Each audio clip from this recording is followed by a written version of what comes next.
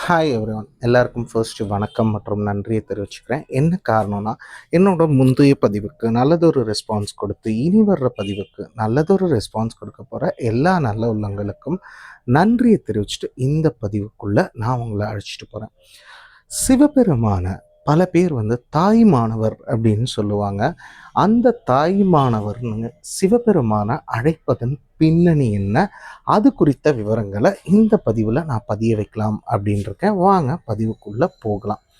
சோழ நாட்டில் பழைய தலைநகரங்களில் ஒன்று காவிரி பூம்பட்டினம் அப்படின்னு சொல்லுவாங்க. அது காவிரி கடலோடு சேரும் இடத்துல இருப்பது பட்டினப்பாலைன்னு நமக்கு சங்க நூல்கள் பெருமையாக உரைக்கும். அப்படிப்பட்ட அந்த நகரில் 63 அடியார்களில் ஒருவராகிய இயற்கை நாயனாரும் துறவு வேந்தராகிய பட்டினத்து அடிகளும் பண்டு வாழ்ந்துள்ளனர். அப்படி இருக்க பூம்புகார் என்று அழைக்கப்பெறும் அந்த பகுதியில் தனவணிகர் திருக்குலத்தில் புகழ் வாய்ந்த நற்குடியில் பிறந்த ரத்னகுப்தன் என்பான் தன் கற்புக்கரசியாம் மனைவியுடன் இல்லறம் செஞ்சு வந்தான். நெடுங்காலம் மிகப்பெரு அதாவது குழந்தை பாக்கியம் இல்லாமல் இருந்த அப்பேறு வாய்த்த இறைவனை வழிபட்டு வந்தான். இறைவன் திருவருளால ஒரு புதல்வியை பெற்று அவளுக்கு ரத்னாவதி என்று பெயரிட்டு வளர்த்து வந்தான். இளம் குருத்தாகிய ரத்னாவதி நாளொரு மேனியும் பொழுதொன்னு வண்ணமும் வளர்ந்து திருமண பருவம் அடைகிறாங்க. ரத்னகுப்தன் தன் மகள் ரத்னாவதியை பார்த்தீங்கன்னா திருச்சிரா மலையில் வாழ்ந்த தனகுப்தன் என்னும் வணிகர் குலத்திலகனுக்கு திருமணம் முடிச்சு வைக்கிறான். தக்க சீர்வரிசைகளோட ரத்னாவதியை திருச்சிராமலைக்கு அனுப்பியும் வைக்கிறான். அதுக்கப்புறம் பார்த்தீங்கன்னா தனகுப்தனுடன் திருச்சிராமலையில் வந்த ரத்னாவதி இல்லறம் இனிது ஏற்றி வந்தாங்க.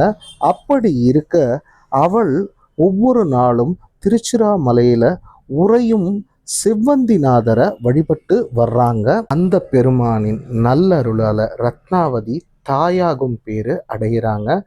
பேரு காலம் முதிரவே, அதாவது அந்த காலம் நெருங்கவே, கர்ப்ப காலம் நெருங்கவே அந்த செய்தியை காவிரி பூம்பட்டினத்தில் வாழும் தன் தாய்க்கு தெரியப்படுத்துகிறாங்க. தாய் மகளுக்கு வேண்டிய மருந்துகள், எண்ணெய் போன்ற பொருட்களுடன் புகாரிலிருந்து புறப்பட்டு திருச்சிராமலைக்கு அருகி அடைந்தாங்க. அப்போ காவிரி நீர்ப்பெருக்கு காரணமாக அவள் வரவு தடைப்பட்டது. மகள் ரத்னாவதியோ தாய் இன்னைக்கு வருவாங்க, நாளைக்கு வருவாங்க, தமக்கு வேண்டிய பொருட்களுடன் வருவாங்க என்று எண்ணிய வண்ணம் இருந்தாங்க. கரு உயிர்க்கும் நேரம் கூட நெருங்கியும் தாய் அங்கே வரவே இல்லை. அப்படி இருக்க அந்த தருணத்தில் ரத்னாவதி தான் வழிபட்டு வந்த செவ்வந்திநாதரிடம் தன் கவலையை சொல்கிறாங்க. தன் கவலையை பணிவுடன் தெரிவிக்கிறாங்க.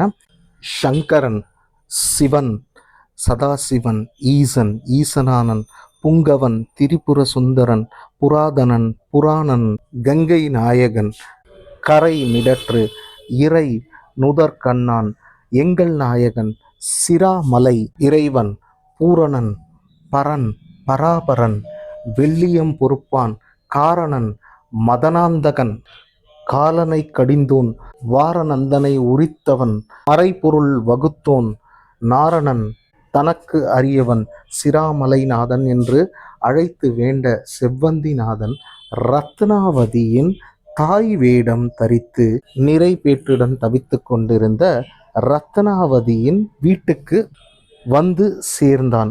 ரத்னாவதி வந்தவரை தாய் எனவே எண்ணி மகிழ்றாங்க. தாயும் ஆனவரும் தக்கவாறு மருத்துவம் பார்த்தார்.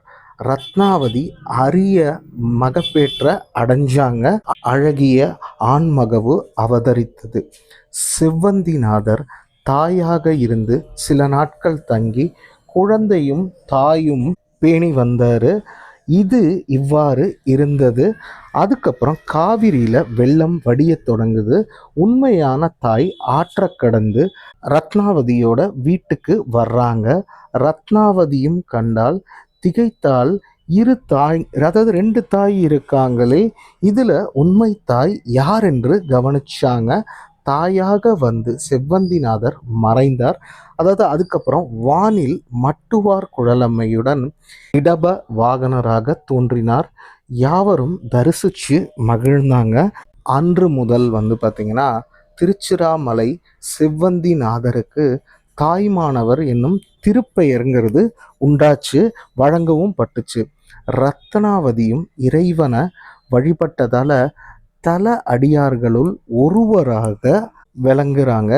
இப்போ சிவனாரை ஏன் வந்து நம்ம தாய்மானவர் அப்படின்னு சொல்கிறோம் அப்படிங்கிறதுக்கான காரணம் அதை வந்து நான் சொன்னேன். இது திருச்சிராப்பள்ளி, அதாவது திருச்சிராமலைன்னு நம்ம சொல்கிறோம்ல, இன்னைக்கு திருச்சிராப்பள்ளி அப்படின்னு இது வந்து காலப்போக்கில் மாறிடுச்சு. அந்த தாய்மானவர் மட்டுவார் குழலம்மை அருளால் அவங்க எல்லாரோட வாழ்க்கையிலையும் நல்லதே நடக்கணும்னு சொல்லிட்டு இந்த பதிவை நான் நிறைவு செய்கிறேன். வழக்கம் போல தாங்க, பதிவுகள் பிடிச்சா லைக் பண்ணுங்கள், தெரிஞ்சவங்களோட ஷேர் பண்ணுங்கள், சேனலை சப்ஸ்கிரைப் பண்ணுங்கள். நன்றி, வணக்கம்.